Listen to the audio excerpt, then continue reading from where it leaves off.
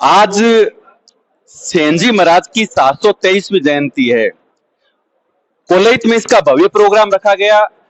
सेंजी महाराज की इस जयंती के मुख्य अतिथि थे सेन समाज के युवा और छत्तीस कौम में लोकप्रिय केस क्लब बोर्ड के अध्यक्ष श्री महेंद्र जी गहलोत साहब।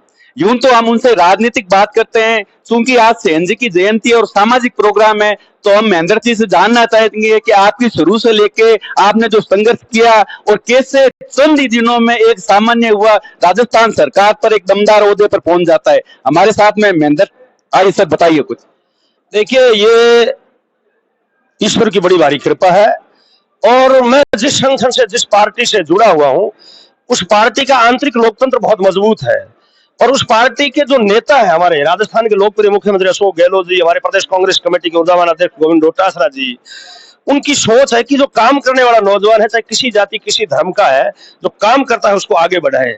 तो उन्होंने मेरे को पार्टी में काम करने का मौका दिया। मैं आज से 14 साल पहले पार्टी के ओबीसी कांग्रेस का जिला अध्यक्ष की कुर्सी पे मुझे बिठाया गया और मैंने ओबीसी की जो छोटी छोटी जातियां हैं, उन जातियों का हक और हकूक की आवाज उठाई और ओबीसी के झंडे के नीचे मैंने काम किया। फिर पार्टी के नेताओं की मेहरबानी से और उनकी कार्य प्रणाली से मैं भी प्रभावित हुआ, तो हमारा जो उनका साथ, जो चोली दामन का साथ, वो मजबूत रहा।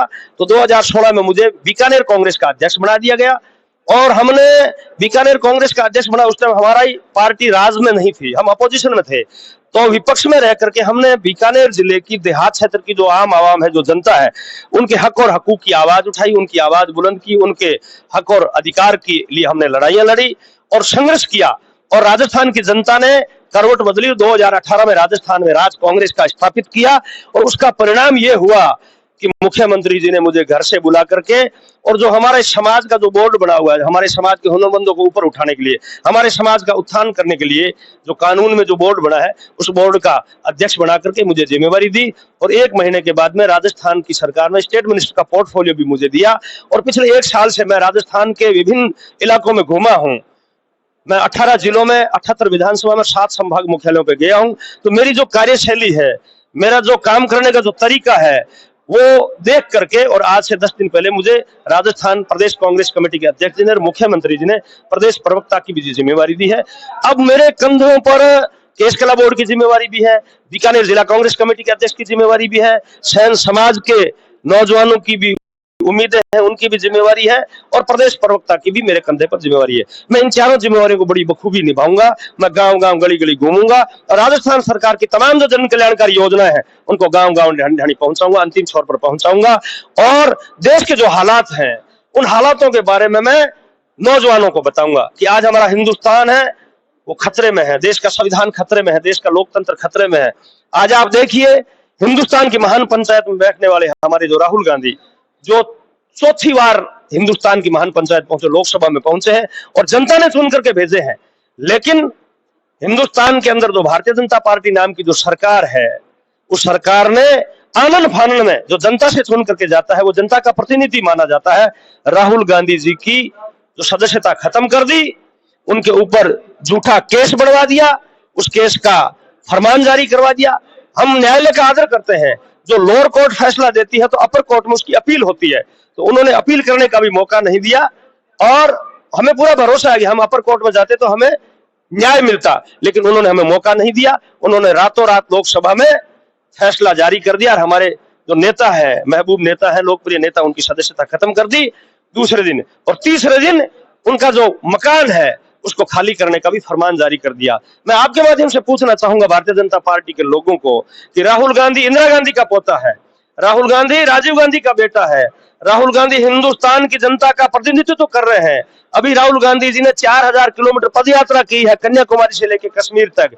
वो नेता, वो हिंदुस्तान का भविष्य क्या सड़क पर रहेगा?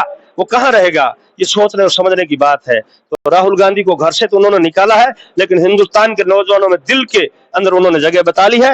आने वाला 2023 के अंदर राजस्थान में राज कांग्रेस का स्थापित होगा वापिस, और 2024 के अंदर हिंदुस्तान के अंदर हमारी कांग्रेस पार्टी का हम राज बनाएंगे। राष्ट्रीय अध्यक्ष मल्लिकार्जुन खड़गे जी के नेतृत्व में, यूपीए चेयरपर्सन श्रीमती सोनिया गांधी जी के नेतृत्व में, राहुल गांधी जी के नेतृत्व में हम कांग्रेस का राज लाएंगे और 36 कौम की सेवा करेंगे और देश का जो कानून है, देश का जो संविधान है, देश का जो लोकतंत्र है, उसको सही तरीके से, जो महात्मा गांधी का सपना था, पंडित जवाहरलाल नेहरू का सपना था, बाबा साहब भीमराव अंबेडकर का जो सपना था, उस सपने को साकार करते हुए इस देश को आगे बढ़ाएंगे। सर, आपकी सारी बातें सही है, लेकिन ये सामाजिक प्रोग्राम, और मैंने शुरू में ही कहा था हम सामाजिक बातें ज्यादा करेंगे, लेकिन अगला सवाल मेरा समाज के प्रति होगा। आपसे पहले सर मारवाल जी यहाँ आपके अध्यक्ष थे केसला बोर्ड के, लेकिन अभी मैं पिछले दिनों उदयपुर गया था किसी काम से, वहाँ के कुछ युवा, मैं वहाँ पे कहीं पे बैठा चाय पी रहा था, वो आपकी बात कर रहे थे। तो बीकानेर का एक युवा है, वो उदयपुर तक अपनी उसने पहचान की है, तो आपकी इस एनर्जी का और काम करने की जो आपकी ये क्षमता है, उसका राज क्या है? हम राजनीति बात भी करते हैं, हम सामाजिक बात भी करते हैं और हम जागृति की बात भी करते हैं। बात रही उदयपुर की, बांसवाड़ा की, मैंने कहा ना मैं 18 जिलों में घूमा हूं, मैं पूरे राजस्थान में घूम रहा हूं, मैं अभी तक सोया नहीं हूं। और पूर्व जो अध्यक्ष जी थे वो हमारे सम्माननीय, हमारे समाज के थे, तो मैं उनके बारे में कोई ऐसी बात नहीं कहूंगा। लेकिन अलग अलग हर आदमी की काम करने की स्टाइल अलग अलग होती है। हो सकता है उनकी स्टाइल अलग थी, मेरी स्टाइल अलग है, तो वो अपना अपना नजरिया है। वो भी अच्छे थे, उन्होंने भी कुछ न कुछ किया ही है, 2 साल वो अध्यक्ष रहे। लेकिन मैं चाहता हूं कि उनसे भी लंबी लाइन खींचूं और मैं भगवान से प्रार्थना करता हूं कि ये जो नौजवान आपके सामने खड़े हैं, आने वाले समय में कोई ऐसा नौजवान भी आए जो महेंद्र गहलोत से भी लंबी लाइन खींचे। ये मेरी। सर, एक अंतिम सवाल, आज सेन जयंती के उपलक्ष्य में आप समाज को क्या संदेश देना चाहेंगे? समाज को ये संदेश देने के लिए आया हूं कि समाज का नौजवान पढ़े, सर्विस सेक्टर में भी जाए, शिक्षा के क्षेत्र में आगे बढ़े, राजनीति के क्षेत्र में आगे बढ़े। और मुख्य रूप अब हमें राजस्थान की सरकार ने बीकानेर संभाग मुख्यालय पर छात्रावास की भूमि अलॉट कर दी है। आज सभी समाज बंधुओं ने, एक स्वर में, नौजवानों ने, बुजुर्गों ने, मातृशक्ति ने और छात्र छात्राओं ने, जो यहाँ पर हमारी प्रतिभाएं आई हुई थी, इन सब लोगों की मौजूदगी में, हमारे गुरुजनों की मौजूदगी में राजस्थान के लोकप्रिय मुख्यमंत्री अशोक गहलोत जी का आभार व्यक्त किया गया।